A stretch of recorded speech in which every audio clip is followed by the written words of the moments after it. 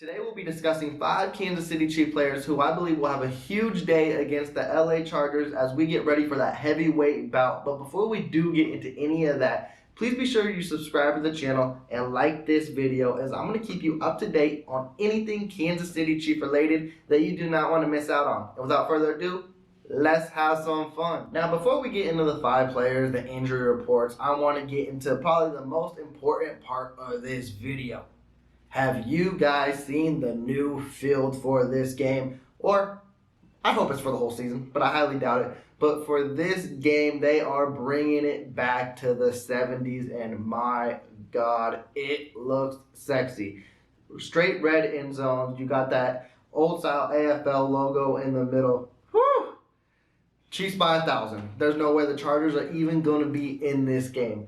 I've never seen this field in my lifetime. Well, at least I don't think I have. Now, if I have, it was when I was a young kid, but I don't think they have done this since the 70s, and it is very cool to see, of course, representing the 50th anniversary of the Kansas City Chiefs. And of course, it holds a lot more now with the passing of Lynn Dawson, too. Emotions will be riding high Thursday night. You can already feel the electricity going through that stadium. It is going to be thumping. It's going to be looking beautiful. Chargers, why even show up? You ain't gonna stand a chance in this type of atmosphere. But let's get into this video, and I always like to start with the injury report just to keep everyone up to date. Kansas City's injury report kind of adjusted a little bit, but it's what we're aware of. I mentioned the news yesterday of Trent McDuffie on IR, so that's nothing new there. But Harrison Butker has been ruled out of this game. That means Matt Amendola looks like he's gonna be elevated, and he will be our kicker in the game. Now, do I know if he's going to resume all kicking duties? I don't know that. I don't know if they're going to say, hey, Justin Reed, you continue to do kickoffs.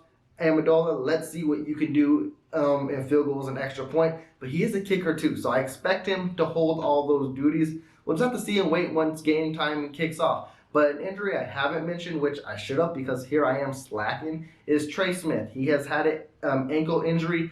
He is questionable. But with that, don't be too concerned because he was a full participant in practice, and Kansas City likes the progress he is making, and they do anticipate him playing this game, which is huge because we mentioned this Chargers pass rush, and you need a dog like TREY Smith in the middle, one of them top guards to stop anything coming Mahomes' way. So let's go on the Chargers side of the ball. We got an official report on Keenan Allen. He is out too. That's an advantage KC. So KC's got to focus on Mike Williams, which he's been a KC killer, but they can straight focus on him now instead of focusing on Allen and Williams. They zone in on him. And then you got Joshua Palmer and Guyton. 2 guys who we haven't got to see much of, but they will be on full display in this game because Herbert, he's going to be slinging that ball, and he's going to be finding ways to win this game. He's going to use his weapons at dismissal at all times. Now, I know I'm missing a guy. Who am I missing? Nah, I ain't. J.C. Jackson. There's still no news on him. He's still questionable. He will be a game-time decision, so I'm not going to get an update for you guys whatsoever. We will talk about it after my instant reaction once the game has ended, but that is basically everything that will wrap this up. Now let's get into some of these plays. Now, my first guy you guys should watch out for on Thursday night will shock a lot of you, and maybe not, but it won't be on a lot of people's list on, who are we going to watch out for? Who's going to break out? Who's going to have their A game? We're going to go on the offensive line, and we're going to talk about Andrew WYLIE for a little bit, because when we talk about that right tackle position, we say huge question marks.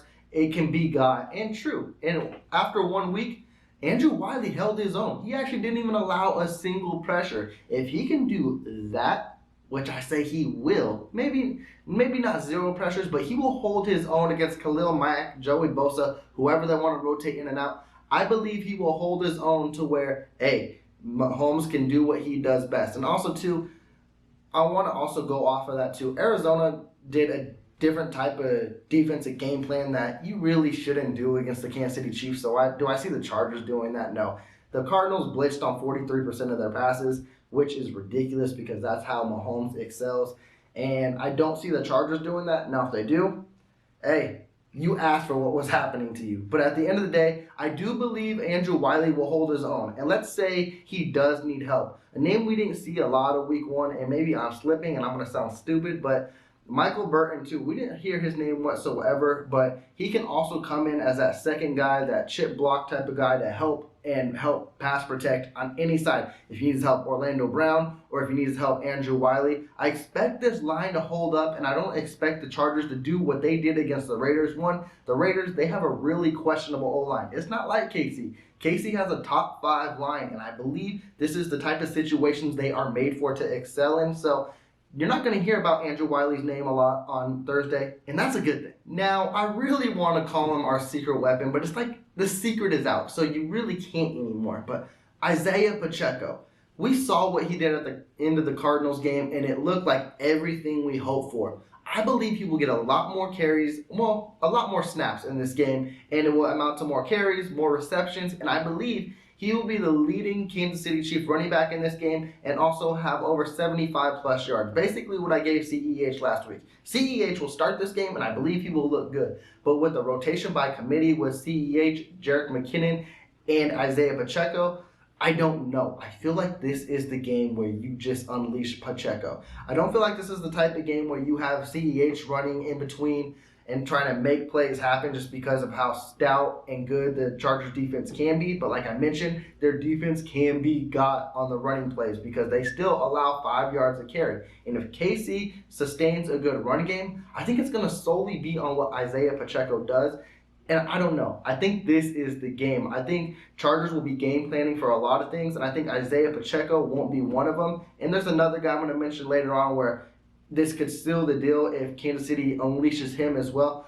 But I feel like what KC likes to do with their rookies is they increase the snap counts every week after week. And with how good Pacheco looked week 1, you cannot just keep him off the field. So his role will increase, and I think it's going to be mostly, and I hate to say it too because all 3 backs looked really, really well. But I think he might eat into more Jerick McKinnon's role because he can do both of that too. And then you might see the 2-headed duo coming. And then you get Jerick McKinnon on 3rd downs on those nice screen, running back out the backfield type of plays too. So keep your eyes on Pacheco because something inside of me is telling me this is the game where he puts the league on notice and says, hey, I'm here. We're going to have our first turnover alert, and I'm going to give it to Juan Thornhill. I feel like he's going to get his first interception of the season, and I don't know if this is going to sound crazy. It might to a lot of y'all, but I don't care. It's my channel. We're going to have fun with it. And I think Juan Thornhill is going to be the best safety on the field Thursday night. That's no disrespect to Justin Reed. That's definitely no disrespect to Derwin James either. I think Juan Thornhill is out here to prove a lot. Like he mentioned, he's going to be an all-pro this year. So he's got to step up and do it. He did it week 1. Like he looked magnificent. I've never seen, I don't want to say never, but man, especially with him, someone flying across the field like that, if he can keep that week in and week out, he can really elevate his game and elevate the type of player he wants to be. And if he really wants to be a top 10 safety and a top 5 safety, he's going to keep making those type of plays. And one thing that always sticks out with me with Juan Thornhill was the game against the Raiders when he basically just came out of nowhere and had a pick 6. I see that happening for some reason. I feel like Herbert is not going to know where he's at, and he's going to throw a ball to someone he thinks is wide open, and whoop, there's Thornhill, and he is gone. I'm very excited to see his growth keep continuing, and I love the player he is, and I love the enthusiasm he brings and the swagger he brings, and I'm just very excited for him. He's one of my favorite players, and he's been growing on me. I'm just happy to see him healthy and playing the best ball he can, and if he keeps growing, he's going to be a damn good focal point for the Chiefs defense moving forward. The time has finally come where we get to see what George Karlaftis, Furious George's new sack celebration will be. Yes, I believe he's going to get his first sack. Like we mentioned with KC all the time, their right side can be got. I think that's the same with the Chargers too. They do have new pieces. Yes, they are improved, but we don't know how improved we are until you test them. And I'd be damn sure that Karlaftis is going to bring that effort and bring that motor every damn play, and you can't tell me they're going to stop him consistently. I believe Karlaftis is going to get back there. We're going to see that new sack celebration, and he's going to get his first sack against Herbert. And also, too, I wanted to mention, because I'm not going to mention him much in this video because he's not in my top 5, but Chris Jones, too. I think he will be a presence in this game as well because he didn't play in the game that we lost against the Chargers at Arrowhead, so I think he's going to be a good difference factor, too, to clog up that middle. And also, too, Willie Gay didn't play either. This defense is going to be completely different to where Herbert isn't gonna, I don't want to say he's not gonna have success, because he is one of the great quarterbacks becoming elite. He is good. It's hard to stop him on every play. I get it. But at the end of the day, I think the Chiefs' defensive schemes is going to throw different type of stuff at him where he's going to be confused, because it's not going to be the same thing as last year. But keep your eyes out on Furious George. He going to make some plays. Man, this video was jam-packed with rookies, so why not cap it off with another? We talked about the Chargers defense, how they have all these sexy name players out there with Asante Samuel Jr., with Derwin James. If J.C. Jackson is out there, they're going to lock down their guy. So SKYY Moore, it's your time to shine, boy. I think if they really hold their own against a Kelsey, a Juju, McColl, or MVS, I think SKYY Moore is going to be the one to draw the one-on-one coverage. So I'm going to predict that SKYY Moore has over 50 yards. I really want to see him get in the end zone. I'm not going to go that far yet, but I believe he will put up that yard production to where it's going to be like, oh, you got to keep this kid on the field. Even that one beautiful play he had against the Cardinals where he was boop, boop, boop, swerving in and out. We thought he was down like 15 yards before he was down. If he can keep making those plays, and if he gets more catches and show why he deserves to be on the field, he's going to be hard to take off the field. And I believe he could be one of Mahomes' favorite weapons moving forward. Not going to say it's going to happen this game, but I believe this can be where he can build the trust. And I don't know. That might be my secret weapon in this game more than Isaiah Pacheco, because Kansas City has a lot of weapons you have to guard. And I know the Chargers are like doing their homework and tasking, hey, what do we got to do to stop the Kansas City Chiefs and make sure they don't go off on us? One guy might slip through, and that might be SKYY Moore, because he didn't have that many snaps week one. Wouldn't it be something if Andy Reid's like, unleash him, let's have fun? But with that, Chiefs Kingdom, I'm going to cut this video off. You let me know what some players you're going to have your eyes out Thursday night, which could help the Kansas City Chiefs take this game over the top, take the early division lead, and have bragging rights over week 2. But with that, please be sure to subscribe to the channel and like this video, because you already know I'm checking back with y'all tomorrow for an instant reaction. So you do not want to miss out on that. And with that, y'all take care. Peace.